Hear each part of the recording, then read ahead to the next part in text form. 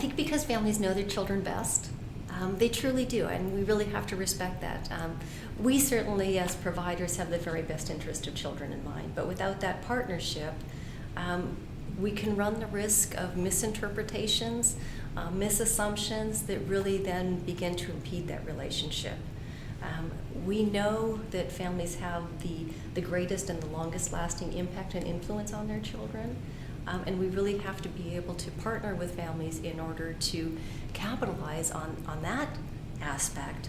Otherwise, it's kind of like we might end up going not necessarily different directions, but not the same pace, the same direction at the same time. That partnership and being able to work together is key for that. I have to take a pause and see if there was something else. We know general development. And have a lot to contribute to that partnership as well, but the family really knows their child better than anybody. And as much that we know about general child development, that alone isn't going to really help us with that individual child and that family knowing all of the nuances of what he or she does or doesn't do in the context of day-to-day life, and where they've been and where they want to go.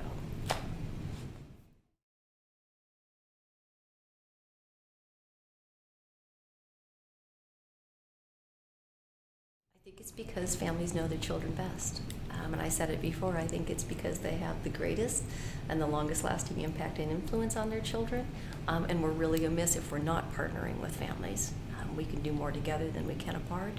And we really have to be respectful of all that the family does and all that they know about their child, and also what their priorities are, to make sure that we are moving forward in the direction that's most meaningful for the child and for the family.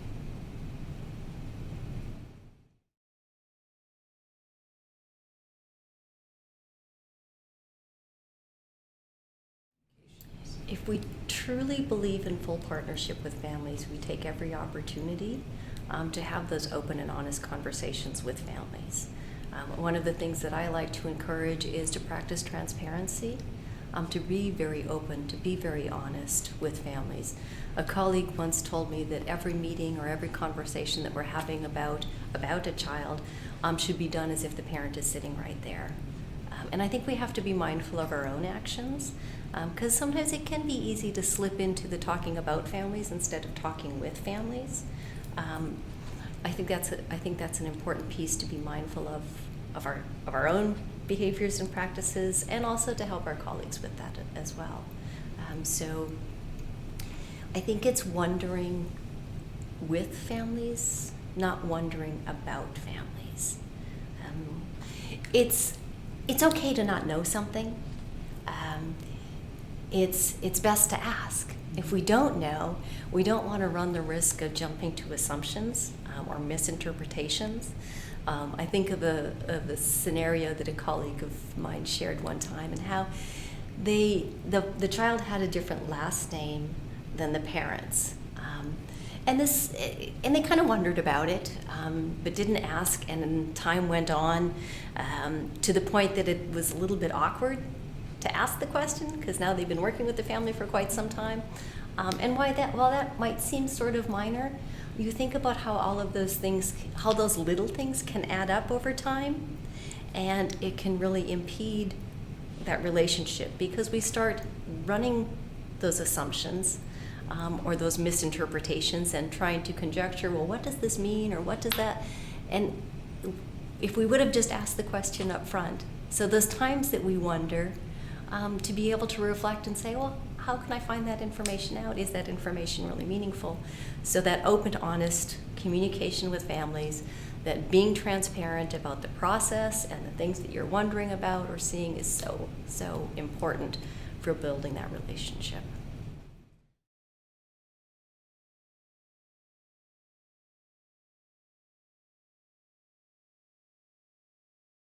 And I think one of the other aspects of that is being able to have that conversation with families as they are making that transition. What have been the ways that you stayed in contact or communicated that's worked for you in early intervention? How can we employ that as the child is moving into preschool? Sometimes that one way fits all doesn't work. Well, we give you a notebook, but what if this family isn't a family that reads or that has time for the notebook? So I think we need to be able to, just like we individualize for children, to individualize for families and find out what works best. To ask them, what is the best way for us to stay in contact? Is it email? Is it texting? Is it, whatever it might be? I think there's a lot of different options now. And we really have to make the point to make those connections with families, not just in early intervention and preschool as well. Again, I go back to that, it's the family's child. We need to partner with them. They have to be part of it in order for us to really be able to effectively move forward together.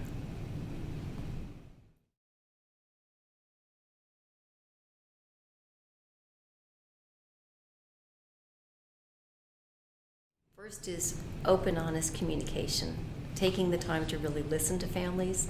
And I mean really listen to families. We can say, oh, I'm an active listener, I'm really good at that. But it really isn't that easy. We really have to make the point to actively listen, which means abandoning our agendas, which means not having to think about, not getting caught up in thinking about what is the next question I want to ask, but being able to be there in the moment with the family and really listening to what it is they have to share.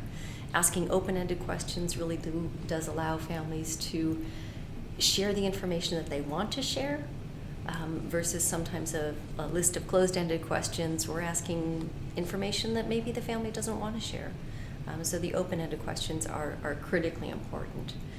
To understand about their family routines and day-to-day activities and what happens, asking the question, getting a sense of what is a typical day like. Personally, I like the Robbins routines-based interview. I think it's a powerful tool for really getting to know what it is that the family has for priorities for their family, for their child. It's a powerful tool for building that relationship with families, which we know is critically important. If we don't have a good relationship, a good partnership with families, we run the risk of not ending up not going in the same direction with the families, not being on the same page. It's taking that time to really listen, to actively engage families versus passively expecting that they're engaged.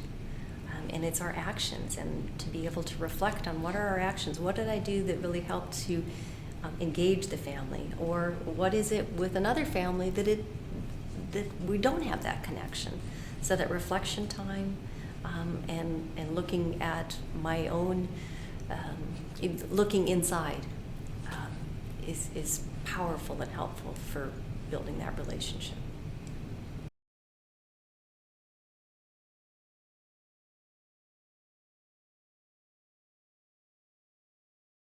And it's the whole relationship, and it's not just them. I have something to contribute and bring to this relationship, and if it's not working, I shouldn't just point my finger at the family, but to really look and say, what is my contribution to this relationship? What is it that I've done or not done that has influenced the relationship? And then again, that practice transparency.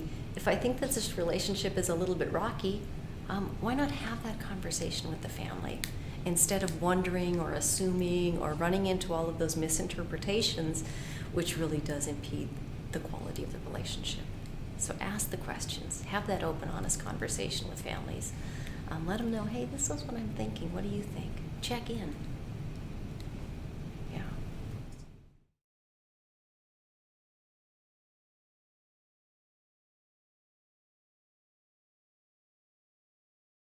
Sometimes those hard-to-reach families can be challenging.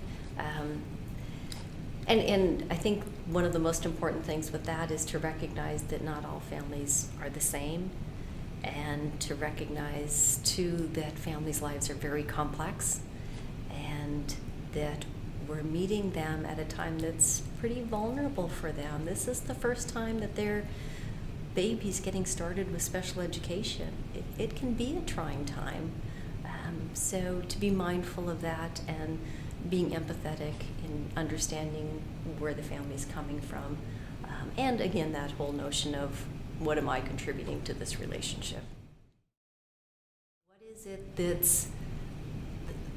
that's the challenge? It might be that, wow, they're just not returning calls. It might be that they missed this appointment or that appointment.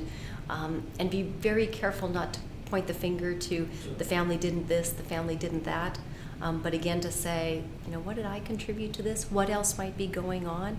And not to try to run up a whole list of assumptions of what might be going on, but to get back together with the family, to be able to share that. It seems like we've missed a lot of you've missed a lot of appointments, and to have that conversation with the families to find out is this are they still invested in moving forward? What else might be going on in their lives that maybe even though I might not think that we need to take a pause in the process, maybe they do, and to be respectful of that, I think, is an important piece.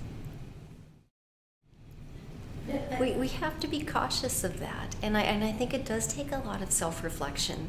It's easy to slip back into, well, the family, they didn't show up again. They're really not invested. They're not interested in their child, which certainly goes against one of the key principles and practices that we talked about, was that all families have the very best interest in their children. We have to recognize the complexities of what's happening in their lives, the priorities, the situations. I mean, think about our own lives and all of the ups and downs that happen. Life is challenging, and just because somebody else wants you to do something doesn't mean that you can drop everything and do that.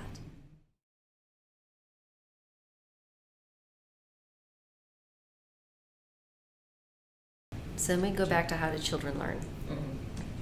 Children learn when they're actively engaged in developmentally appropriate activities that happen day in and day out, that are meaningful for them and meaningful for their families. The power and the richness of what happens day to day is so much of what children learn. So if I'm thinking that my intervention with this child is so important, it's such a tiny little chunk out of that child's life. Families are the ones that really do have the greatest and longest lasting impact on their children's development. It behooves us to partner with families and to work together. Yeah, it doesn't mean that we're just going to sit back and ask questions. We've got to share some information. It's a partnership. It's not, I'm just here to ask you questions. But it is being respectful of the relationship. It's being respectful of what families know and what families do. It's starting on a page where we can start at the same place and move forward. It's all of those pieces, and it's recognizing principles of adult learning, and different learning styles, and to respect parents as peers. That parents are peers with us. I'm not the professional that has all the knowledge. When we think about it, they have so much knowledge about their child. Again, we know general development, and very specialized general development in some cases, depending upon our area of discipline. But we have to respect parents as peers in this process together. We need to respect parents as adult learners. We need to meet parents where it is that they're at, figure out how we're going to move forward together, and address the priorities that they have. And that doesn't mean we're just going to sit back and wait until they tell us. I mean, we have a great deal of knowledge about child growth and development that we need to share, so that together families can make informed decisions, and together we can help the child be as successful as he or she can.